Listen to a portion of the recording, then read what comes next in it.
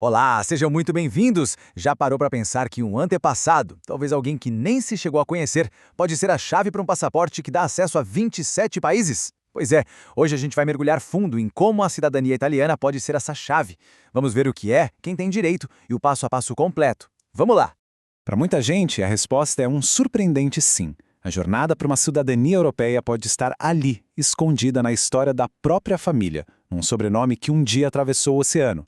É uma pergunta bem poderosa, né? E ela nos leva direto ao nosso primeiro ponto. O que isso realmente significa?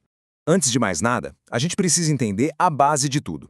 O que significa, legalmente, ser cidadão ou cidadã de dois países diferentes ao mesmo tempo. Então, o ponto central é este. A dupla nacionalidade é um vínculo que soma, não que subtrai. Não se trata de escolher um país ou outro, mas sim de pertencer legalmente aos dois, acumulando tanto os direitos quanto os deveres de cada um. E aqui vai uma notícia excelente que tranquiliza muita gente. O Brasil não só permite, como protege a dupla cidadania. A nossa Constituição de 1988 garante que, ao adquirir outra nacionalidade por origem, que é o caso da italiana, a cidadania brasileira não se perde.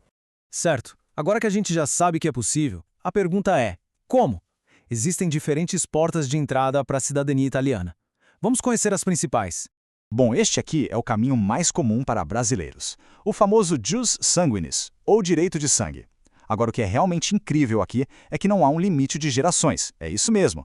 Se um bisavô ou até um trisavô era italiano, esse direito pode ter sido transmitido até chegar nos dias de hoje.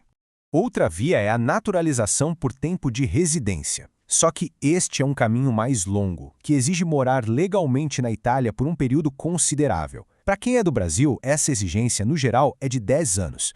O casamento com um cidadão ou cidadã da Itália também abre essa porta. Os prazos variam. São necessários 2 anos morando na Itália ou 3 anos de casamento, se o casal vive fora. E um detalhe importante, esse tempo todo cai pela metade se o casal tiver filhos. Ok, vimos as principais formas de conseguir a cidadania. Vamos agora para a parte prática. Como é que a gente transforma essa teoria num processo de verdade? O processo pode ser resumido em 5 grandes etapas. Tudo começa com a pesquisa, claro. Depois vem a fase de reunir a papelada, que por si só é um grande projeto. Em seguida, a preparação desses documentos, com correções e traduções. Só então o pedido é protocolado e, por fim, vem a fase de espera pela análise. E para quem busca o reconhecimento por descendência, essa etapa é o coração de tudo. É um verdadeiro trabalho de detetive histórico. Montar a árvore genealógica, encontrando cada certidão de nascimento, casamento e óbito desde o ancestral italiano. É essa trilha de papel que comprova o direito perante a lei. E é aqui onde muitos encontram desafios, como variações de nomes ou documentos perdidos. Mas o que acontece depois que o processo termina e a cidadania é reconhecida? O que de fato muda na vida de uma pessoa? É como uma balança com 2 pratos. De um lado, direitos incríveis como morar e trabalhar não só na Itália, mas em toda a União Europeia. Do outro, os deveres. Cumprir as leis dos 2 países e lidar com possíveis obrigações fiscais. E um ponto crucial, manter os registros civis atualizados. Casou ou teve filhos no Brasil, é preciso informar ao consulado italiano para que os descendentes também tenham seus direitos garantidos.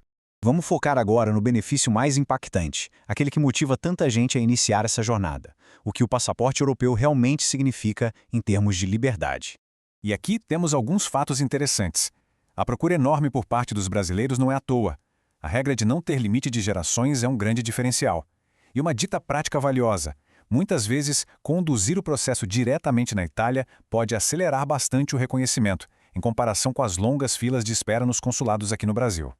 Isto aqui ilustra brilhantemente o poder do passaporte europeu. Não se trata apenas da Itália. É sobre ter a liberdade de se mudar para a Alemanha, conseguir um emprego na França ou estudar em Portugal, tudo isso sem a burocracia de vistos.